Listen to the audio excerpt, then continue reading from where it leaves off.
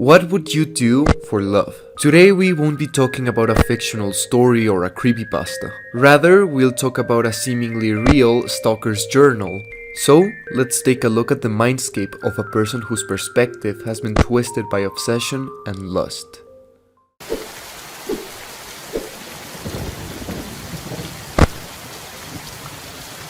Hey everybody, I hope you're all doing great and welcome back to another video by me, Astrei. So, as some of you may know, it's been a while since I last posted a horror video, but this has a very valid and cool explanation. Basically, for these past few months, I have been feeling kind of off, so I decided to take a break and visit a friend cross states. I stayed there for 2 weeks and it was very good for my mental health. I then proceeded to go to the capital to get some of the paperwork I needed for my moving to Canada. But yeah, now I'm back to making weird, creepy, obscure horror content.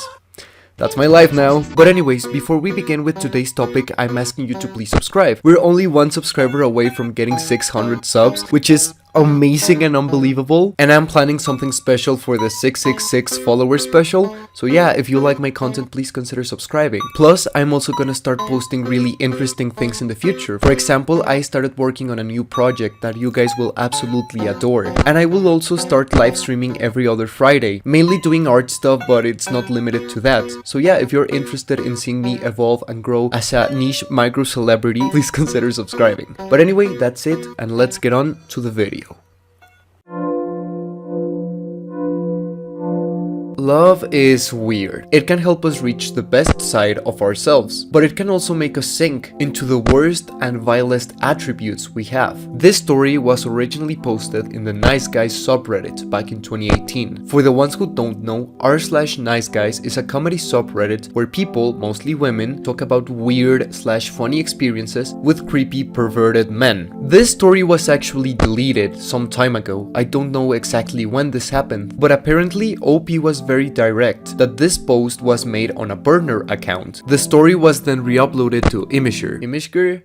I don't know. I also want to mention that this video is inspired by someone called Sorrow TV, who actually covered this story a couple of years ago. However, I wanted to make my own version, as I feel that Sorrow's version is very comical, which is perfectly okay, but I just wanted to portray how truly morbid this situation is, so I decided to give it my own narration. But yeah, I will shut up now and let's begin.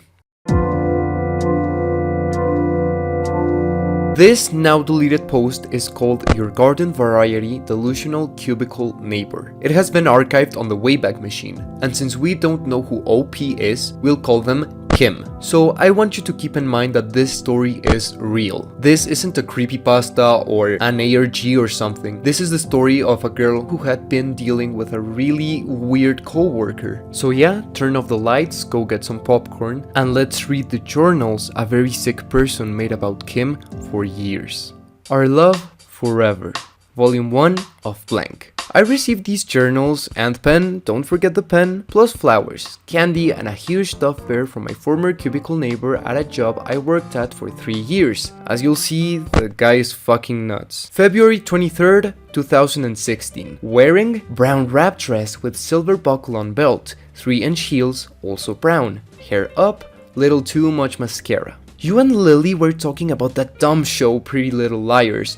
I tried to get into it for you, but after 2 seasons, I just couldn't take it anymore. Holy moly, is it some vapid crap. When we're together, I will introduce you to amazing TV and movies. Take Mad Men, The Sublimeness, and stunning virtuoso performances will blow you over. Although, I should be careful about what I introduce you to. The way they try to show the antithesis of the proper way housewives should act is disturbing, and clearly done for dramatic license, not rooted in reality. I know you won't mind staying home to raise our children properly. It is what women are built for after all. Certainly you need to work now, but have no fear, my love.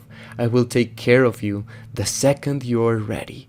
I will lavish you with all you need to support, to love, and cherish me and our children. These are just a selection. Most of the entries, 221 in total, are rather mundane, just notating what I wear and anything that pops into his crazy head that he feels I want to hear him blather on about. Our cubicles were next to each other the whole time I worked at this firm. We were kinda friendly the first 6 months I was there. Then he asked me on a date. I very politely declined, very firm that I don't date co-workers and whatnot. After that, besides for a friendly hello, he said almost nothing to me. We were on different teams, so it wasn't a big deal for me, but after I turned him down, he started keeping this journal. This entry also takes a turn into the crazy end. Up until now, he called me pet names and talked as if we were currently dating. This is the first time he really reveals that he has planned the rest of our lives out for us. The last 9 months of the journal get really bad. March 21, 2016. Wearing black and white striped blouse, lowish cut, grey blazer and black slacks. Hair down, haircut soon, black flats. Don't say you need to lose weight. Why would you feel bad about your appearance? Fine, losing a few pounds wouldn't be the worst thing in the world. I wouldn't begrudge you for that. But no one is perfect. Not even me, haha. Flaws can be endearing because it can remind us of our humanness. Flaws, not full out red flags mind you, because this guy obviously has no red flags at all, can enhance someone, not detract. So, revel in your beauty, my love. In your slight flaws and imperfections, they make me love you more, not less. It breaks my heart to hear you fall for big media's banal bullshit. I want to go to you, take your lovely face in my hands and tell you, resist the siren song of dieting, have another bagel at the roundup meeting, maybe even a dab of cream cheese, just don't go crazy, haha. Those slopes can be slippery, and although I would still love you, I would be disappointed if you gained weight. Every time I read this entry, I eat a family-sized package of double stuffed Oreos just to spite him, as she should. Pop off queen. March 29, 2016. Wearing? Question mark. I hope you're enjoying your vacation, my sweet, but I miss you terribly. This week will be pure hell. I am counting down the minutes until the next Monday.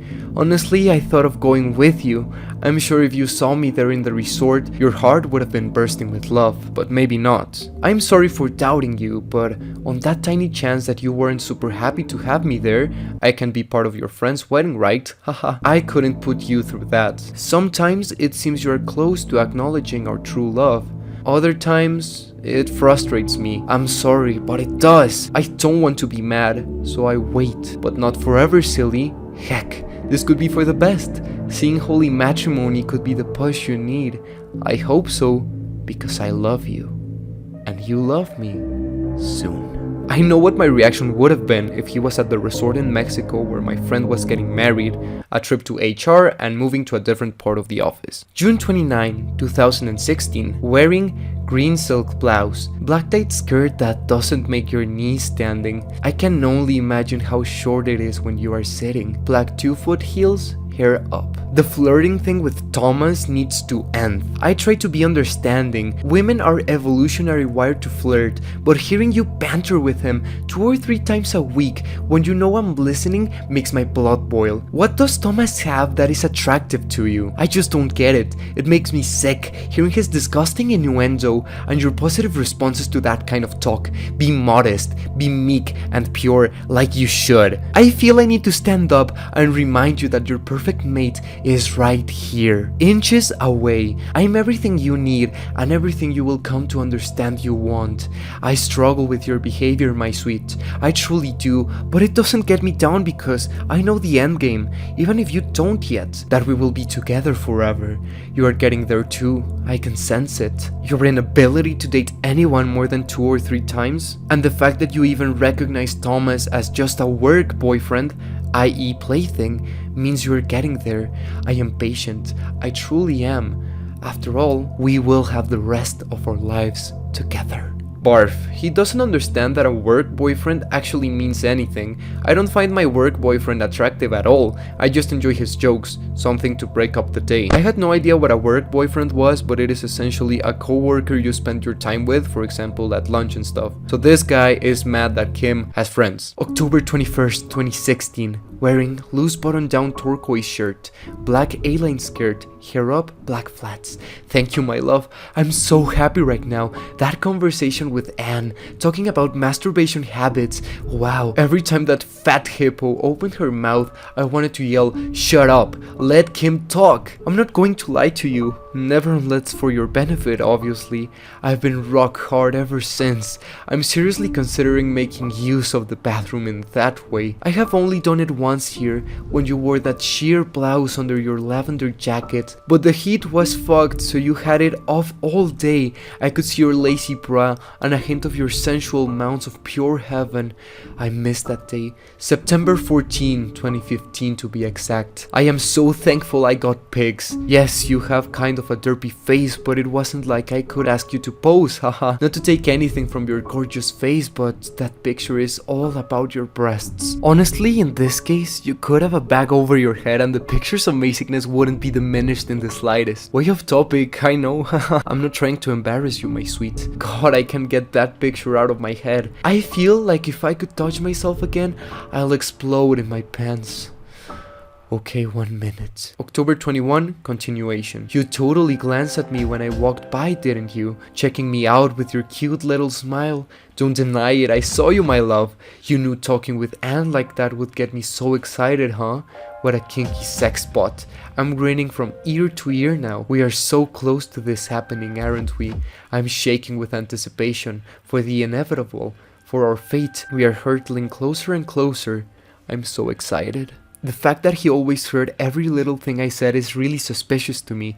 Yes, he was 4 or 5 feet away from me, but I wonder if he bugged my cube somehow, because there's no way this conversation happened loud enough for him to hear normally.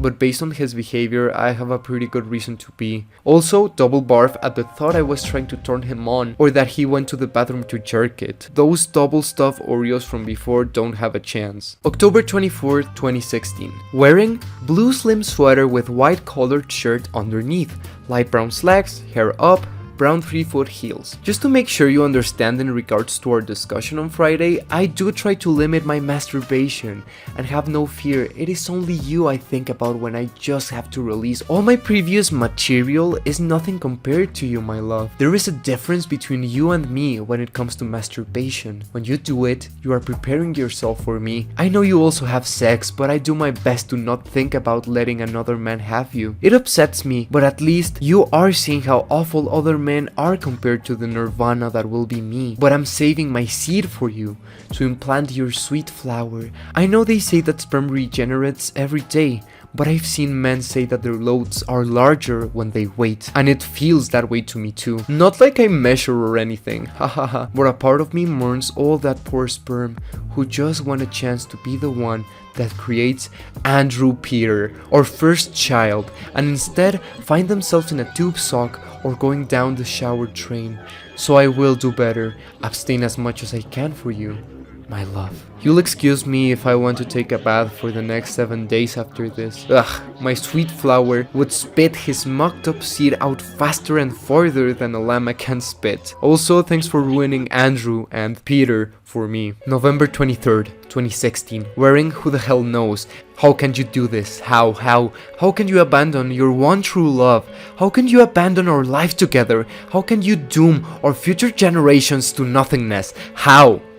I am bereft without you, adrift at sea. I can't be without you. I won't be without you. I will follow you to the end of the universe. Know that. I will find you and help you understand for us to complete the truly most important relationship ever. I see I need to take control. I wanted to wait for you, but I see that, like other women, you need your man to take charge. No more waiting. I will show you what you have been too blind to see with your own eyes. What has been sitting patiently, listening, watching, documenting for you, for posterity. Fine, I get it. I understand. You are telling me to be the man. Stop crying, Steve. You are saying, stop being a goddamn pussy. Have you been talking to mom? Fine, you want me to take control? Well, here is all the evidence you need. I understand that you want me to stop you. A grand gesture for you. Okay, I'm sorry, my love, how I am writing here. Messy. I promise to read you whatever you can't make out yourself. You just threw me for a loop, but your message is loud and clear. I'm coming for you, my love. Coming for us. So that day I went to my supervisor and gave my 2 weeks notice that I was planning on using my accrued vacation days during that time, Without getting into the gory details, I wanted to get out of that place, and I didn't even know about this psycho yet. So I packed up my stuff and was gone before this loser came in. My friends in the office told me that Psycho Cube Boy was late because he had a doctor's appointment or something, and absolutely melted down when he found out I wasn't there. He got sent home, where I assume he wrote his last entry. In the office the next day, he contacted HR and said that I was moving and that I asked him to bring my last paycheck stub. So, a since fired HR person gave him my address. He left work at lunchtime, bought a bunch of things he thought would win me over, which I assume is the bear and the pen and stuff, and came to my apartment. Thankfully, I wasn't there, as I was flying to another city to rent an apartment for a new job. He camped out in front of my building for 3 days. Finally, someone called the cops on him and he had to abandon whatever his plans were. I got back the next day and found that he had UPS'd me all of his stuff. Suffice to say, I didn't react in the way that he wanted. Long story short, he is currently in jail, 2 to 5 years, and I live in a new city. Only now able to laugh about what happened, thanks for a kick-ass therapist and some amazing drugs. Edit. Since so many people are asking, I'll expound on why he is in jail. After I received a restraining order, he violated that RO and attempted to kidnap me so that he could prove his love to me in whatever twisted way he wanted that was possible. Thanks to the outstanding law enforcement officials in my city, his attempt was known ahead of time and I was being monitored, so that as soon as he started the kidnapping attempt, he was apprehended and arrested. I feel I need a cold shower with holy water to wash away the sin. So yeah, this is Kim's story, and some people have been saying it's fake because OP deleted her account, for which I have to say I am going to eat your organ. Apparently, Kim had specifically said on the original thread on Reddit that her only intent was to put her experience out there so that others could know the signs of being stalked and properly take the measures they needed. And she also said that she was a burner account. So this answers the questions as to why this was posted and why her account was then deleted. The second reason people don't believe in Kim's story is because they don't understand how she would have access to the journals. The journals themselves say that the guy was planning on Kim reading these things. Like, the stalker even says that he will clarify the meaning of the messy words for Kim to understand. So yeah, the stalker planned from the beginning for Kim to have these. Some people also say that if she was actually a kidnapping victim, she would have actually been really afraid and she wouldn't have mentioned it as just a random comment, which I agree to some degree, but we have to understand that Kim is only talking about this experience 2 years after it happened. She is also on a new city and she was thankfully never kidnapped or hurt, and I guess she's just trying to use humor as a way to cope. In the end of the day, if this story is real or fake doesn't matter, because this is a thing that happens to a lot of people every single day. Not only to celebrities, but everyone can suffer with this. People can be unhinged and very socially inept to think this is the valid way to approach your feelings, which is very obviously a thing you shouldn't do. I think that because of the nature of this thread and what ended up happening to Kim's account afterwards, we have to consider this as real, and even if it's not, I would rather be respectful and assume it is than to invalidate her experience. A lot of victims that have suffered with stalkers or sexual abusers decide to stay quiet because they feel they won't be validated or that people will just ignore them. So I have to thank Kim for being so brave for talking about this, because as I said, her intent was only to inform people what it's like being stalked. So if I had to say something, I would say that she did a great job doing so. Thank you all so much for watching. If you guys like this video, please consider leaving a like and subscribing. The Astrei channel needs to grow to 666. It's gonna be funny. And yeah, I am planning on doing something very special relating to the occult once we reach that big boy number. And I also want to tackle another stalker story called the Denko saga. So if this video does well, I might do it in the future. But yeah, that's pretty much it. My name is Astrei and I'll see you in the next one. Bye bye.